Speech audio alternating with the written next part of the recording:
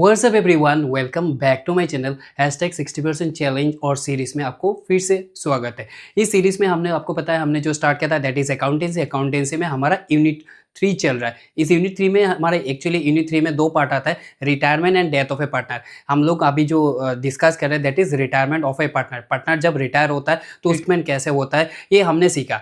और आज का एपिसोड में और एक सम लेंगे। ये जो सम होगा ये of course it will be related with retirement of a partner, but ये वन क्वेश्चन फ्रॉम ईयर, मतलब ये जो क्वेश्चन है ये क्वेश्चन 2024 में आया। आसाम बोर्ड का जो 2024 में जो क्वेश्चन आया related to retirement of a partner, ये सम आज लेंगे। ये सम कैसे सॉल्व करेंगे, जो ईयर का जो क्वेश्चन होता है कैसे होता है, किस स्टैंडर्ड का रहता है, ये आपको आज पता चल जाएगा। जो हमने किया इससे जो पहले जो 3 एपिसोड हमने 3 एपिसोड डिस्कस किया, अगर ये 3 एपिसोड आप सही तरह से अच्छी तरह से देखने से ये जो समाज यार का जो क्वेश्चन मतलब लेंगे ये बहुत इजी हो जाएगा आपको। तो मतलब क्या है, मेरा कहने का जो मतलब है, जो ये थोड़ा-थोड़ा करके सीरियसली देखने से मतलब यार जो फाइनल में जो क्वेश्चन आता है वो आप डेफिनेटली अच्छा मतलब स्कोर कर पाओगे। ये जो फाइनल जो क्वेश्चन मतलब आप अच्छा स्कोर कर ही पाओगे, I am very much sure. थोड़ा फॉलो करो तो ये मतलब अकाउंट्स में लेटर मिलना इतना मुश्किल भी नहीं है, लेकिन थोड़ा मेहनत कंसिस्टेंस थोड़ा नहीं ज़्यादा ही मेहनत करना पड़ेगा, लेकिन most thing is that consistency is more important. आपको कंसिस्टेंट होना पड़ेगा। तो without wasting much more time let's get started today discussion. आज जो हम डिस्कस करेंगे एज आई टोल्ड ये यार 2024 में आया। Question is that Sushanto, Ananto and Diganto are in partnership sharing profits and losses in the ratio of 3:2:1. On 1/1/2023 Shushanto retires from the firm, मतलब first वाला जो पार्टनर ये रिटायर कर लिया। On that date the balance sheet of the firm was as follows. Then balance sheet है liabilities amount, assets amount, creditor, reserve fund, then capital 80, दो तीनों partner का कैपिटल है, and the asset side cash at bank, debtor, stock, furniture, land and building it is there.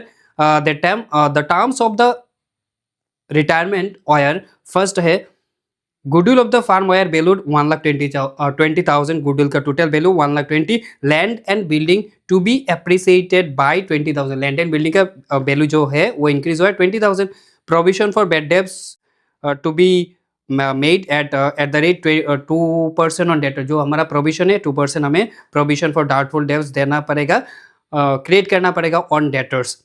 Then furniture to be depreciated by 4,000, furniture का value जो है furniture मतलब asset का value decrease होगा। Sushanto's capital account is to be transfer to his loan account, give journal entries relating to the above that is transaction. ये हमारा देखो question है, इसमें जो मार्क्स 2024 में आसाम बोर्ड में जो आया था इसमें मार्क्स है 6। तो ये यार का क्वेश्चन हम कैसे सॉल्व करेंगे, तो पहले हम जर्नल एंट्री का फॉर्मेट ड्रॉ कर लेते, then one by one will discuss. All of you just make the format of journal entry. क्या करेंगे, मेरे पास यहाँ पे क्वेश्चन है तो आपका भी इस ऑफ कोर्स क्वेश्चन है। तो अगर आपने क्वेश्चन थोड़ा स्किप कर लिया तो पहले जाके थोड़ा बैक जाके वो एक स्क्रीनशॉट ले लो, क्योंकि क्वेश्चन सामने रहने से आपको मतलब समझने में और मुझे समझाने में भी इजी हो जाएगा। तो पहले हम किसका एंट्री डालेंगे, पहले हमें याद रखना पहला जो हमारा एक्यूमुलेटेड प्रॉफिट या एक्यूमुलेटेड लॉस, देन हमारा जो गुडविल रिटर्न ऑफ या जो रिटायरिंग पार्टनर को जो गुडविल मिलेगा उसका एंट्री हम डालेंगे। तो पहले इस हिसाब से पहले हमारा देखो रिजर्व फंड है 60,000, तो लाइबिलिटी साइड में रिजर्व फंड है 60,000। अब आपको पता है लाइबिलिटी साइड में रिजर्व फंड या प्रॉफिट एंड लॉस रहने से तो उसको हम बोलते हैं एक्यूमुलेटेड प्रॉफिट। तो एक्यूमुलेटेड प्रॉफिट होने से क्या करेंगे, प्रॉफिट होने से कैपिटल इंक्रीज होगा, तो हम लिखेंगे क्या एंट्री लिखेंगे, पहले हम डेट दे देते हैं, क्या है 1/1/1/2026। तो पहले हमारा जो एंट्री होगा reserve RESER reserve fund account debit to SUSANTA Sushanto's capital account. फिर हमारा क्या NANTA अनंतोस कैपिटल अकाउंट। फिर हमारा है दिगंतो DIGANTS दिगंतोस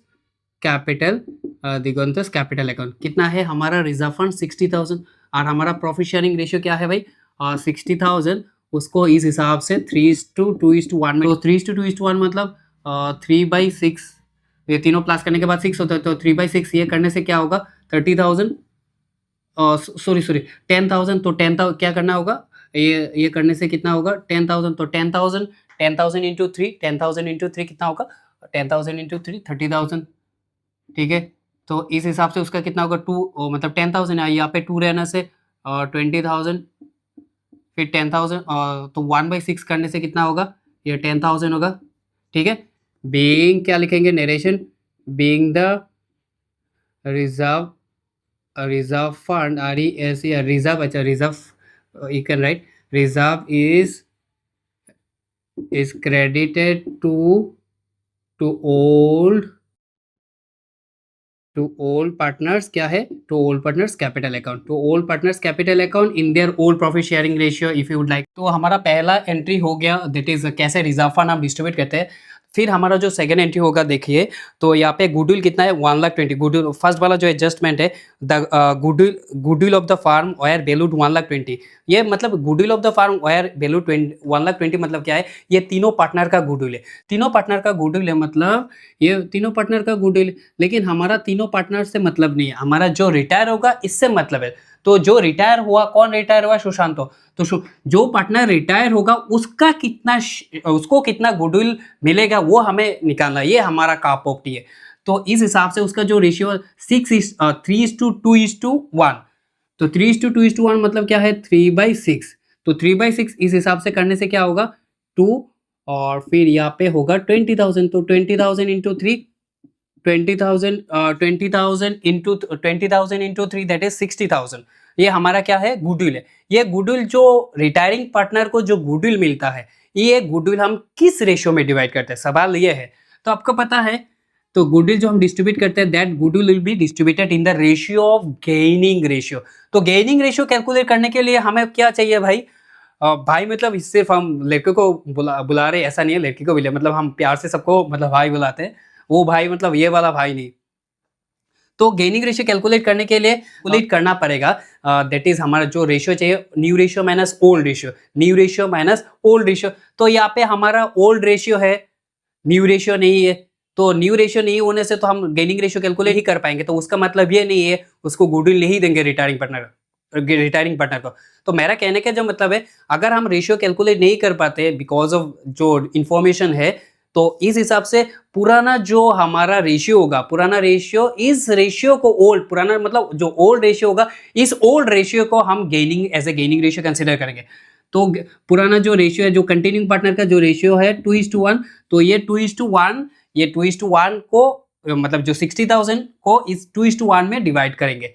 तो अभी मतलब क्वेश्चन इज दैट अभी कौन देगा और कौन किसको मिलेगा, जो रिटायरिंग पार्टनर होता है, जो रिटायरिंग पार्टनर होता है उसको मिलेगा, ठीक है। और जो कंटिन्यूइंग पार्टनर है वो देंगे, तो कंटिन्यूइंग पार्टनर देने से उसका कैपिटल डिक्रीज होगा, भाई वो पैसा दे रहे हैं, अपना कैपिटल डिक्रीज होगा, तो कैपिटल डिक्रीज होने से डेबिट होता है, क्या होता है कैपिटल डिक्रीज होने से डेबिट होता है। और कैपिटल जिसको मिलेगा उसका कैपिटल इंक्रीज होगा, तो उस कैपिटल इंक्रीज होने से क्या होगा भाई, कैपिटल इंक्रीज होने से हमारा क्रेडिट होगा।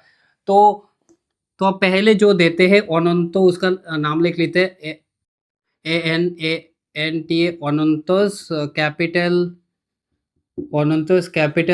Capital account debit, then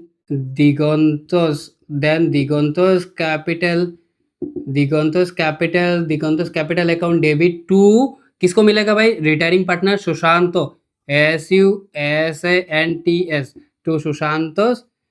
to Sushanto's capital account, कितना मिलेगा उसको, ये तो हमें मिल गया, लेकिन 60,000 तो 60,000 को और 2:1 में डिवाइड करने से 2/3 होगा, 2/3 मतलब क्या है 20,000, तो 20,000 इंटू 4, 20,000 इंटू 4 मतलब 40,000, तो एक का हमने रेशियो निकाल लिया, तो 60,000 माइनस 40,000 करने के बाद जो होगा ये हमारा और एक पार्टनर देंगे, दैट इज दिगंत देंगे।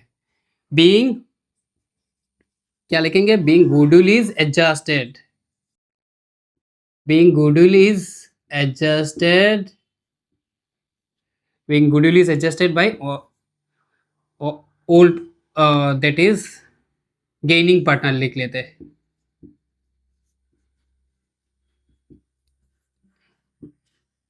in their अच्छा, गेनिंग पार्टनर्स लिखने से हो जाएगा, और you can write in their gaining ratio that is 2, in their gaining ratio that is 2:1। Is profit, accumulative profit क्या कैसे होता है, फिर गुडविल जो है ये हमने डिस्ट्रीब्यूट कर लिया। फिर हमारा देखो जो आता है रिवोल्यूशन, एसेट इंक्रीज डिक्रीज का, ये वाला एंट्री हम देख लेते हैं।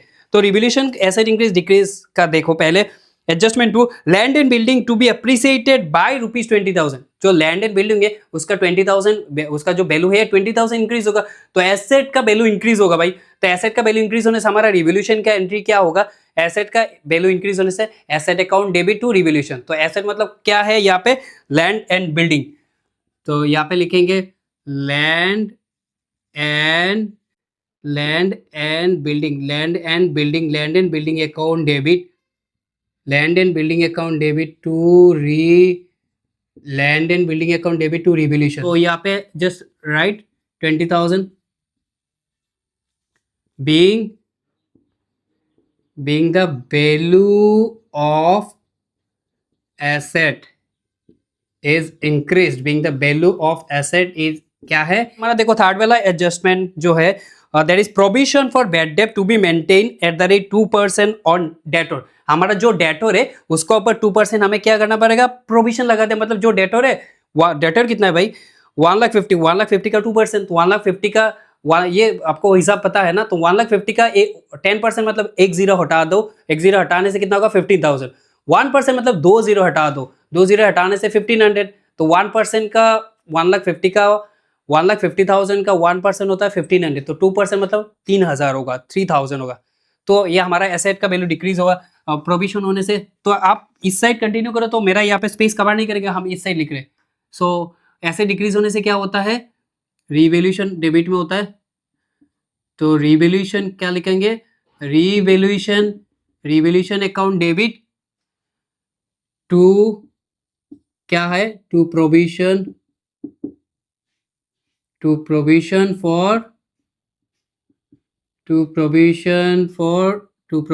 For doubtful debts, to provision for क्या होगा, to provision for doubtful debts. और एक एंट्री है देखो यहाँ पे, furniture to be depreciated by ₹4,000। तो फर्नीचर का जो वैल्यू है ये 4,000 डिक्रीज हो, तो ये भी हमारा ऐसे डिक्रीज हुआ। तो ऐसे डिक्रीज होने से क्या लिखते हैं, रिवैल्यूएशन टू एसेट। ऐसे डिक्रीज होने से क्या लिखते हैं, रिवैल्यूएशन टू एसेट। तो रिवैल्यूएशन तो है ही, तो हम जस्ट क्या लिखेंगे, ये किसका वैल्यू डिक्रीज हुआ, फर्नीचर। तो लिखेंगे to furniture account.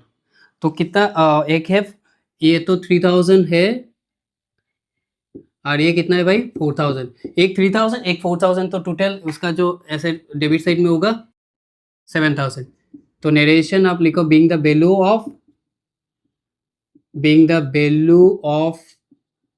Asset, being the value of assets है डिक्रीज्ड एंड a provision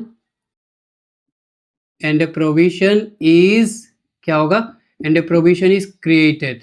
क्या होगा, प्रोविजन, ये यहाँ पे क्या क्या, तो हमने एसेट इंक्रीज का एंट्री दे दिया, एसेट डिक्रीज का एंट्री दे दिया। तो अभी क्या निकालना पड़ेगा, अभी हमारा कितना प्रॉफिट हुआ है, कितना लॉस हुआ है, निकालना पड़ेगा।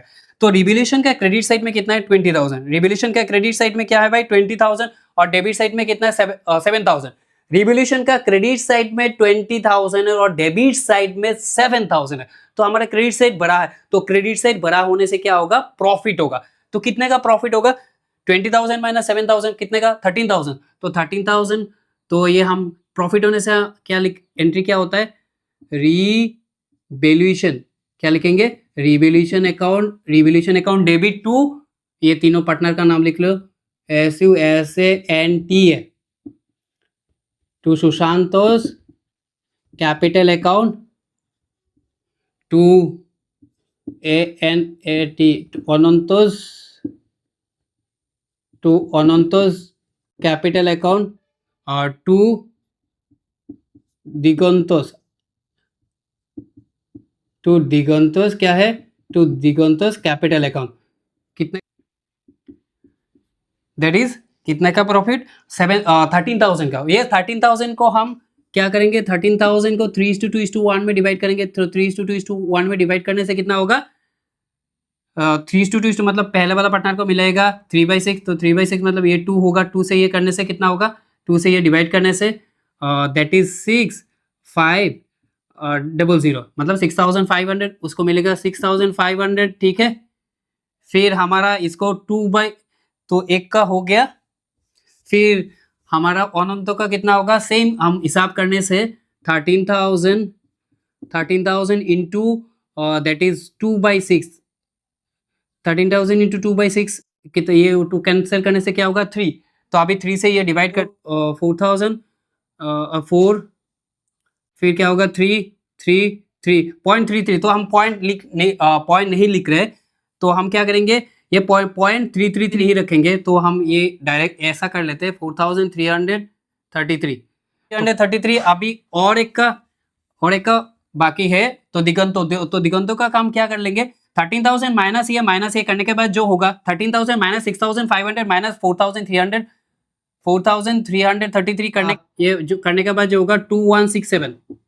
लास्ट वाला हम हिसाब नहीं करेंगे, लास्ट वाला हम क्या करेंगे, लास्ट वाला जो पार्टनर का होगा, तो हाँ ये यहाँ पे हमें स्मार्टनेस दिखाना पड़ेगा, तो 13,000 माइनस ये माइनस करने के बाद ये होगा, क्या लिखेंगे, being the profit on revaluation